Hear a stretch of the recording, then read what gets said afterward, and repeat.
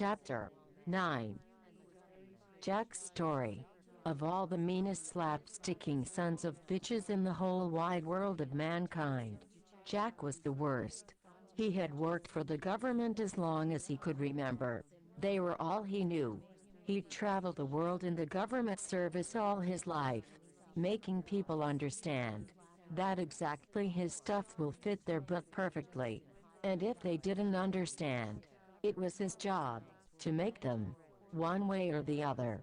Normally they traveled in groups designed to fit a specific task. But Jack mastered all the techniques and there wasn't a job too big for him. Like the time he gently snuck 24 battleships up the presidential rectum of Turkey while firmly slapping his ass cheeks and balls with a dead bat. That poor president never stood a chance, and he never walked straight again. Jack was a natural-born governmental bud-pounding bulldog, and he knew it, and he loved it. As we know, the government took care of him after his mother, Sweet Theodore's tragic mishap of forgetting both her gender and name due to over-consuming of alcoholic beverages, and the government, that always needed new recruits to learn how to stick stuff, took him to school, and Jack was their man. He was a natural. When he started slapping and stuffing, time stood still, they said. It was like God was talking through him. But Jack didn't know God. He just liked a good nutsack to give a good punishment. So he started as an undercover agent, where he got his nickname, Quarter Nod, because during his first standard medical exam it turned out that Jack was nothing less than a biological sensation. His nuts were so small they were close to not existing. And doctors and experts came from all over the world to examine Jack's tiny little nuts. And they all had a great big laugh about it.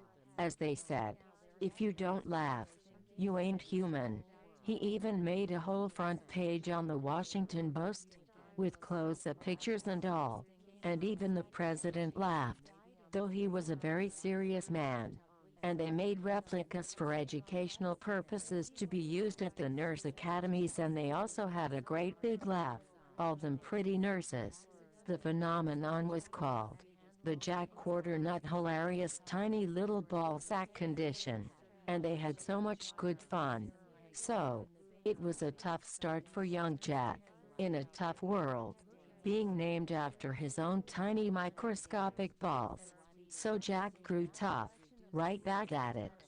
And he studied hard to become the best nut-slupping son of a butt-pounder in the whole wide world. And he really was pretty amazing.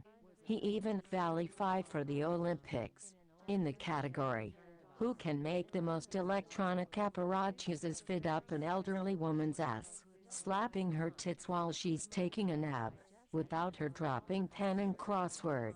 It was a really difficult category that asked for the most extremely refined techniques.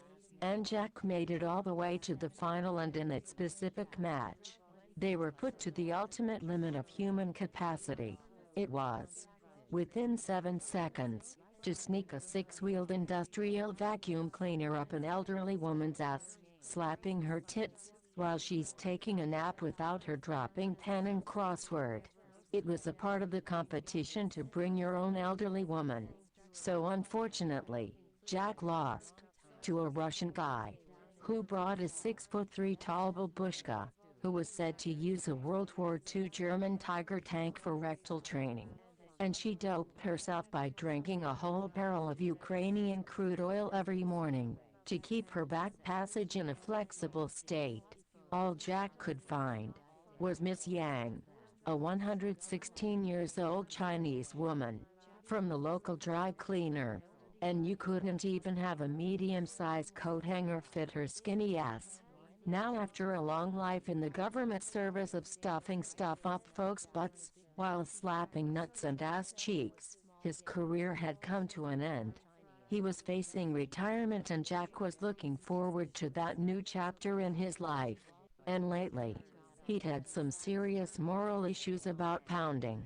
due to the simple fact that people don't really like to get slapped on their ass cheeks and maybe on the nuts and penises while you are stuffing stuff up their butts. That was never meant to be. Those old brave cave dudes said it working by mutual respect. But pounders throughout history of all mankind had pushed the butt limit a tiny bit every time, and they've reached the upper level of what human physiology can tolerate. And the flow of new stuff never seemed to stop. It didn't make sense anymore. No matter how much futuristic crap he stuffed up people's anuses, they always ended up crapping it out again. That's the way it works with crap. It was totally screwed up. But the pounders with the best overview just kept on pounding. And all mankind was really scared. Because they'd been told that if you don't have a certain amount of stuff up your backside, you might die from AIDS or something. And humans aren't always that clever, and over the years they made it into, if you got enough stuff, you'll be safe. But it's very hard to know how much stuff you'll need to be safe. Nobody mentioned that. So some people got really scared. And you could see nice old enders running around scared with 2 vacation houses, 3 cars, a motorcycle, and a 60-foot sailing boat hanging out of their ass, with a bunch of pounders slapping them on their nutsack trying to make the new combi freezer grill and tumbler, all in one, fit up his or ass, between 2 water jets. That was really hard times for all mankind, and especially the women because they could fit twice as much, having 2 buttholes and all, and everybody knows, that's why they always buy so many shoes. But where was God? He would never have allowed all mankind to run around scared with sailing boats out their anuses. He would punish the living hell out of them by reaping nice good body parts of little sleeping baby girls, so they won't hurt themselves. A good guess is that he's having the time of his life over in Virginia with all the happy folks drinking day juice from big jugs laughing at the devil with pubes down his chin. We'll later check up on the valley and all the good folks with 2 buttholes and arms and legs all over the place having sweet butt sex with Virgin Mary sitting on a G-roof. But Jack's got a couple of stories left.